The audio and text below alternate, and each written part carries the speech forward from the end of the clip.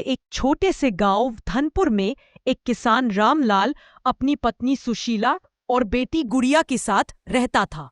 उसका घर मिट्टी और खपरेल से बना था। आंगन में एक पीपल का पेड़ था जिसकी छांव में वह अक्सर बैठकर सोचता रहता, कब मेरा भी खेत लहलहाएगा। रामलाल के पास बस 2 बीघा जमीन थी। मिट्टी ज्यादा उपजाऊ नहीं थी और पानी की कमी हमेशा खेती में मुश्किल पैदा करती थी। उस साल बारिश बहुत कम हुई। पिछली फसल में इतना नुकसान हुआ कि घर में अनाज भी खत्म होने को था। एक शाम खाना खाते समय सुशीला ने कहा, देखो जी, घर में बस 2 हफ्ते का अनाज बचा है। इस बार सोच समझकर कुछ करना होगा। हाँ, मैं भी यही सोच रहा हूँ। इस बार कुछ अलग कोशिश करेंगे। बाबू, अगर इस बार भुट्टे होंगे तो मैं रोज खाऊंगी। पहले बोना तो शुरू कर दें, फिर खाने की बात करेंगे।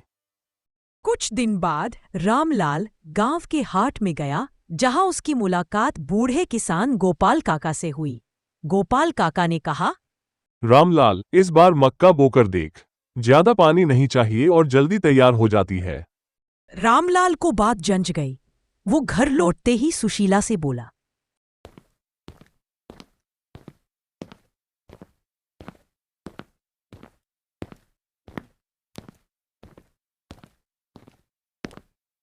सुशीला, इस बार हम मक्का बोएंगे।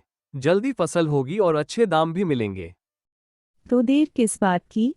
मैं कल ही बीज के लिए पैसे जुटाती हूँ। पैसे जुटाना आसान नहीं था। रामलाल ने बकरी का दूध बेचा और घर का कुछ पुराना सामान बेचकर 500 रुपए इकट्ठा किए। अगले दिन वह बाजार से अच्छे किस्म के मक्के के बीज लेकर आया।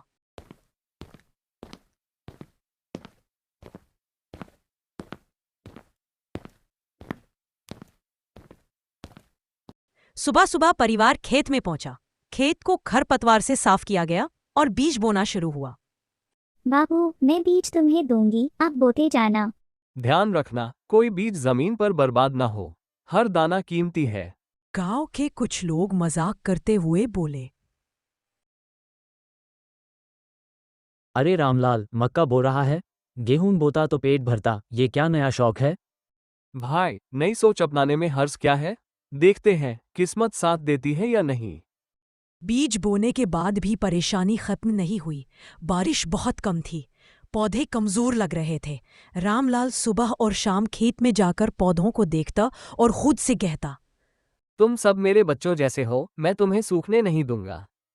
पानी की कमी पूरी करने के लिए वह पास के तालाब से बाल्टियां भर भर कर खेत में डालता। गुड़िया भी छोटी बाल्टी से मदद करती। एक दिन सुशीला ने कहा, इतना काम मत करो, थक जाओगे। एक दिन दोपहर में आसमान में काले बादल छा गए।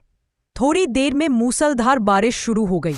गुड़िया खुशी से चिल्लाई, बाबू, देखो, हमारे पौधे नाच रहे हैं। बारिश के बाद मक्के के पौधे हरे भरे हो गए और हवा में लहराने लगे। गांव के वही लोग जो पहले हंस रहे थे अब कहने लगे, रामलाल, तेरा मक्का तो सच में अच्छा लग रहा है। 3 महीने की मेहनत के बाद खेत सुनहरे भुट्टों से भर गया। कटाई का काम शुरू हुआ। बाबू, ये वाला भुट्टा मेरे लिए है। पहले सब बेच लें, फिर तुम्हारे लिए सबसे अच्छा रखूंगा। जल्दी कर लो, वरना बाजार में भीड़ हो जाएगी। रामलाल ने फसल गांव के हाट में बेची और 18,000 रुपए मिले। रामलाल ने सबसे पहले कर्ज चुकाया।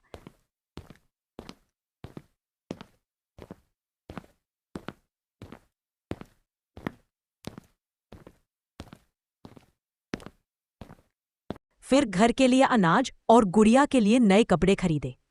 गांव में लोग अब उसे सम्मान से देखते। प्रधान ने कहा, रामलाल, तूने साबित कर दिया कि हिम्मत और मेहनत से सब मुमकिन है। रामलाल की कहानी गांव में मिसाल बन गई। उसने साबित कर दिया कि हालात कितने भी मुश्किल हो, मेहनत और धैर्य से जीत पक्की है।